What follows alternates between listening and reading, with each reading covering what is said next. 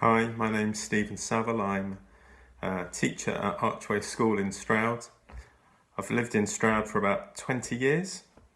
I've got my wife Juliet and 3 children, although one of them's an adult, left home. Another one's also an adult, but hasn't quite left home yet.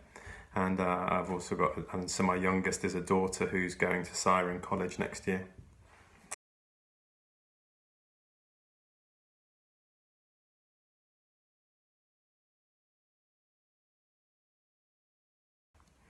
Well, I've always been a Christian.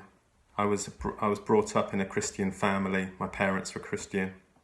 So it was just something I kind of became from as long ago as I can remember. But maybe when I was about 14 or 15, I had to get confirmed. Well, I didn't have to get confirmed, but I chose to get confirmed. And so that was obviously a time when I decided to publicly state that I believed what I understood Christians to believe. Maybe when I was about 25, 26, I stopped believing exactly what I had believed when I was younger. So maybe some people would have said I maybe stopped being a Christian. I wouldn't have said that. And then when I was about 35 or so, I started believing what Christians tend to believe again. But I don't really think about Christianity as something that you... it's not about what you believe, really, I don't think. I think it's about following Christ. And clearly we kind of learn ways in which we can do that. And we can try and interpret what we understand Jesus was telling us to do. But I think people who might call themselves Christian probably believe a whole lot of different things.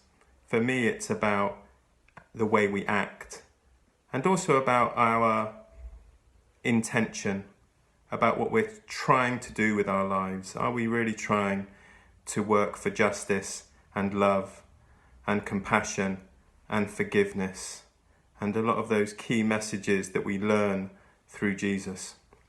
So for me, becoming a Christian is something I do each day when I wake up, when I decide how I'm going to live that day.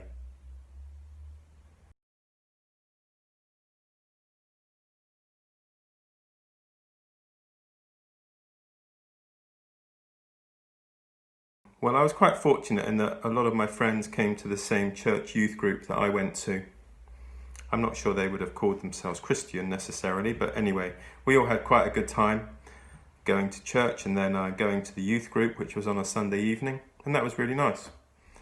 I didn't really enjoy school an awful lot, which is a bit strange because I became a teacher, but I kind of kept myself to myself, really. I was probably fairly quiet.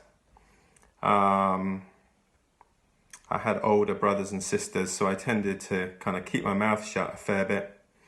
So what I found maybe at the youth group and through church was I had an opportunity to speak, an opportunity to talk to people about important issues going on in the world, both for young people and for everyone. And for me, that was a really important opportunity to explore faith and to explore the big issues, both of when I was young, but they tend to be the same issues, I think, whatever age we are.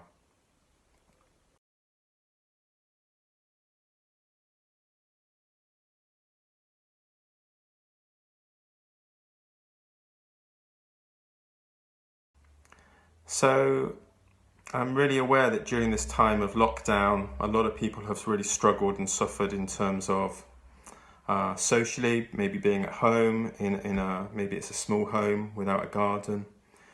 Maybe financially they've suffered loss of income, loss of going to school, and obviously the health impact if somebody in your family has had coronavirus.